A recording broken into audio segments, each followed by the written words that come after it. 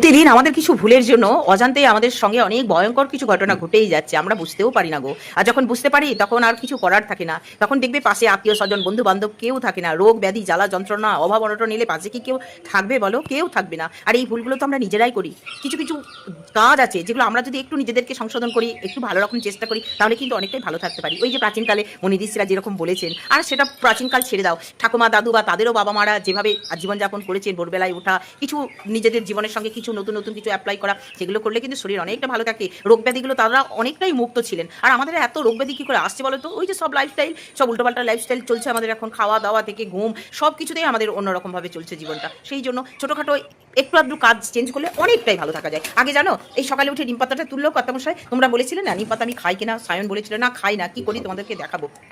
আগে দাঁতের যন্ত্রণায় খুব কষ্ট পেতাম জানো, এখন আর ডাক্তার কাছে প্রায় যেতেই হয় না বললেই হয়। তোমরাও দেখেছো অনেকবার আমাকে দাঁতের ডাক্তারের কাছে যেতে হয়েছে, জয়ীকেও যেতে হয়েছে। তো সেই অভ্যাসগুলো অনেকটা চেঞ্জ করেছি এরই জন্য। আবার সকালে পটি হতো না, তার জন্য কি করেছি দেখো, সকালবেলায় যখন ঈষৎ উষ্ণ জল নিয়েছি, একটু ঠান্ডা জল গরম জল মিশিয়ে ইন্ডিয়ান প্যানে যেভাবে পটি করতে বসে সেইভাবে বসেছি, পায়ের পাতার উপর ভর দিয়ে। এইভাবে জল পান করলে না, খালি পেটে ঘুম থেকে উঠে এইভাবে জল খেলেই তাড়াতাড়ি পটি পেয়ে যাবে। আর পেটটা ক্লিয়ার হয়ে গেলে পরে তোমার পটি ক্লিয়ার হলে তোমার গ্যাস অম্বল কিচ্ছু হবে না, শরীরটা সারাদিন সুস্থ থাকবে। তারপরে এই দেখো কয়েকটা নিম পাতা ভালো করে ধুয়ে চিবিয়ে নিলাম। আমি একদমই খেলাম না, ভালো করে দেখো, এটা ফেলে দিয়ে শুধুমাত্র ব্রাশটা ধুয়ে নিয়ে দাঁতের মধ্যে ঘষে নিচ্ছি। শুধু ব্রাশ ঘষলেই দাঁত পরিষ্কার হয়ে যায়। তার সঙ্গে নিমের রস তো কত উপকারী, আমরা পেস্টও ব্যবহার করি না, আর দাঁতের ডাক্তারের কাছেও ঘন ঘন যেতে হয় না। এটাও একটা ভালো অভ্যাস বলো। আর মাসিমা সেই 9:30টায় আসবেন, আমি সকালে পুজো করবো। বাসি ঘরে কি পুজো করতে আছে গো, মা লক্ষ্মী রুষ্ট হবেন না? তাই দেখো ঘর থেকে শুরু করে প্রবেশ দ্বারটাও ভালো করে মুছে দিলাম। তারপর মাসিমা এসে আরেকবার মুছে দেবেন। স্নান সেরে এবার আমি পুজো করবো।